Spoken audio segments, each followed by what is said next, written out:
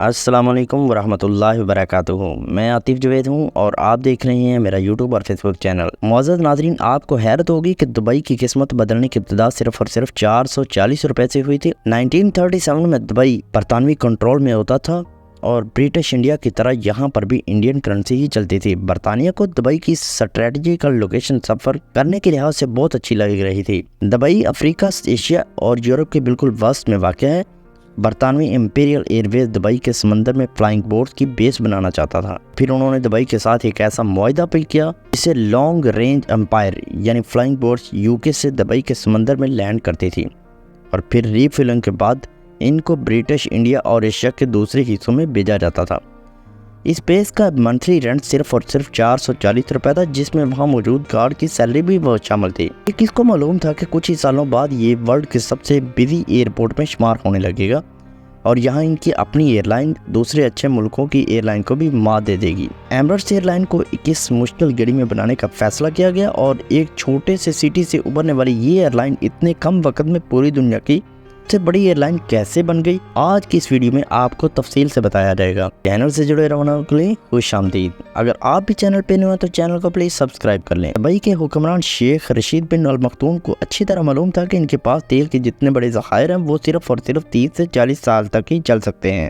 ان کو جلد از جلد کوئی آمدنی کا ایسا متبادل تلاش کرنا پڑے گا۔ انہوں نے دیکھا کہ برطانوی دبئی کو لوکیشن کو استعمال کر کے اپنی ایئر لائن کو ایک سٹاپ اوور فراہم کر رہے ہیں اور وہ دبئی کو معمولی سا رینٹ میں دیتے ہیں۔ اس بات کو دیکھتے ہوئے دبئی کے رولر نے 1959 میں دبئی ایئرپورٹ کی تعمیر کا آغاز کیا۔ 1960 میں دبئی ایئرپورٹ پر پہلی بار لانچ کیا گیا تو اس میں صرف ایک ایمپرر، ایک چھوٹے کمرہ جیسا کہ ٹنل اور ایک رن وے ہوتا تھا۔ وہ بھی پکا نہیں تھا بلکہ ریت کو کمپریس کر کے بنایا گیا تھا۔ اس رن وے پر صرف چھوٹے ڈاگلس DC-3 جیسے ایئرکرافٹ ہی لینڈ کر سکتے تھے۔ 1965 میں ایک مکمل میٹل رن وے بنانے کے علاوہ دبئی ایئرپورٹ پر لینڈ کرنے والا پہلا jet aircraft Middle East airline کا کومیٹ تھا۔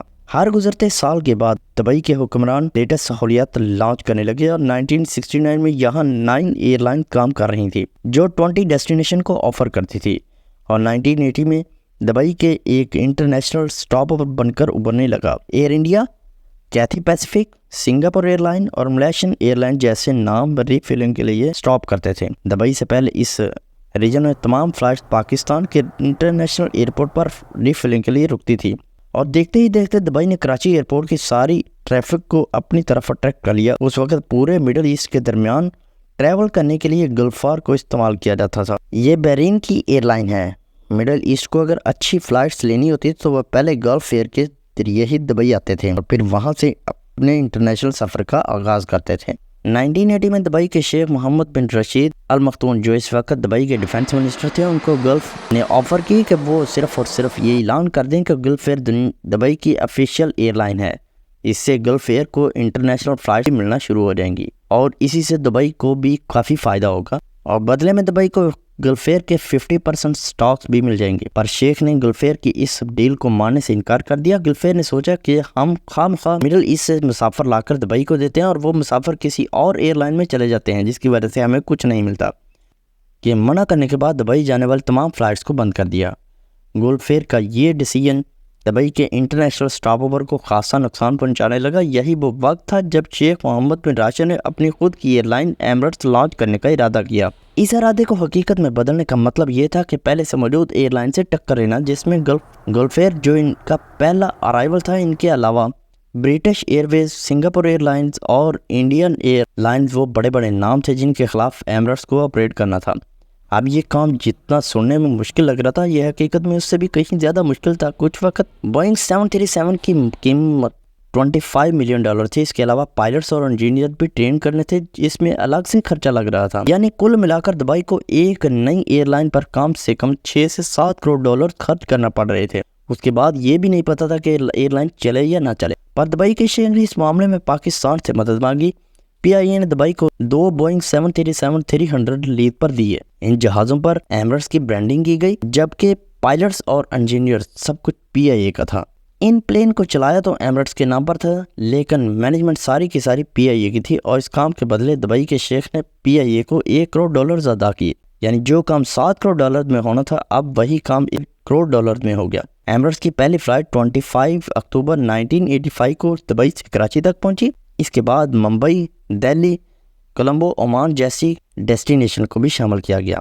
एमिरेट्स के पहले ही साल 2,60,000 पैसेंजर्स ने सफ़र किया और इसी एक साल के दौरान $1 करोड़ की इन्वेस्टमेंट बाहर निकलवाई।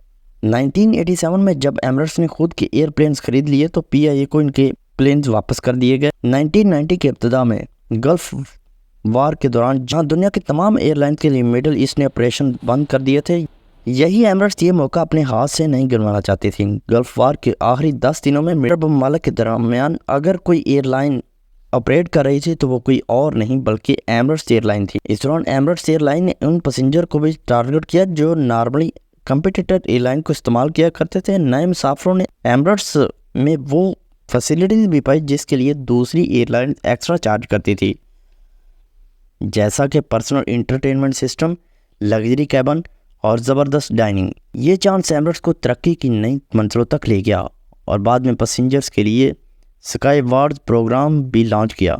अब इंटरनेशनल पैसेंजर्स के साथ साथ दुबई की बढ़ती हुई मकबूलियत ने एमिरेट्स की सक्सेस को नेक्स्ट लेवल तक पहुंचा दिया है। बल्कि ये भी कह सकते हैं कि दुबई की पॉपुलैरिटी के पीछे भी काफ़ी हद तक एमिरेट्स एयरलाइन का ही हाथ है। वो इस तरह के दुनिया में सबसे ज़्यादा इस्तेमाल होने वाली flight root Europe to south Asia और ऑस्ट्रेलिया है। अगर यूरोप टू ऑस्ट्रेलिया की एग्जांपल ली जाए तो ये एक दूसरे से ज़्यादा 14,800 किलोमीटर दूर हैं। ये इतना बड़ा फासला कोई भी फ़्लाइट डायरेक्ट कवर नहीं कर सकती। इसमें ज़्यादातर फ़्लाइट्स को कहीं ना कहीं रीफ्यूलिंग के लिए स्टॉप करना पड़ता है। इस रूट पर सबसे ज़्यादा फ़ायदा एमिरेट्स एयरलाइन को ही होता है क्योंकि एमिरेट्स अपना हब दुबई इंटरनेशनल एयरपोर्ट को बनाया हुआ है। दूसरी फ़्लाइट्स को जहां स्टॉप ओवर करने के लिए एक्स्ट्रा फीस पे करनी पड़ती है, वही एमिरेट्स पैसेंजर को दुबई में स्टॉप ओवर देकर ना सिर्फ अपनी कॉस्ट भी बचाती है बल्कि पैसेंजर को भी कम्पिटिटिव रेट्स पे टिकट सेल कर सकती है। इससे दुबई में विजिटर का ट्रैफिक बढ़ता है। आफ्टर ऑल कई लोग आके जाने से पहले 1 या 2 दिन दुबई में रहना ही पसंद करते हैं। इसके अलावा अगर प्लेन का फ्यूल टैंक फुल होता है तो प्लेन की फ्यूल एफिशिएंसी कम हो जाती है। अगर एक्स्ट्रा फ्यूल का मतलब है एक्स्ट्रा वेट की वजह से प्लेन के इंजन को ज़्यादा थ्रस्ट प्रोड्यूस करना पड़ती है जिसकी वजह से ज़्यादा फ्यूल कंज्यूम होता है। एमिरेट्स का हब चूँकि अफ्रीका यूरोप के सेंटर में है, इसीलिए वो अपने प्लेन के टैंक्स फुल नहीं करते ताकि ज़्यादा अच्छी फ्यूल एवरेज मिल पाए।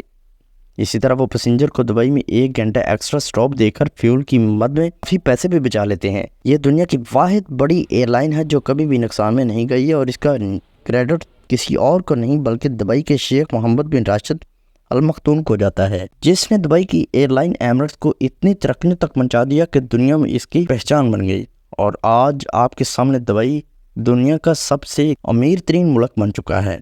उम्मीद है ये वीडियो आपको पसंद आई होगी। वीडियो अगर अच्छी लगी है तो लाइक कर दीजिए और कमेंट सेक्शन पे जाकर अपनी राय का इजहार ज़रूर फरमाइएगा कि ये वीडियो आपको कैसी लगी। मिलते हैं किसी नेक्स्ट वीडियो में, तब तक के लिए अल्लाह हाफिज़।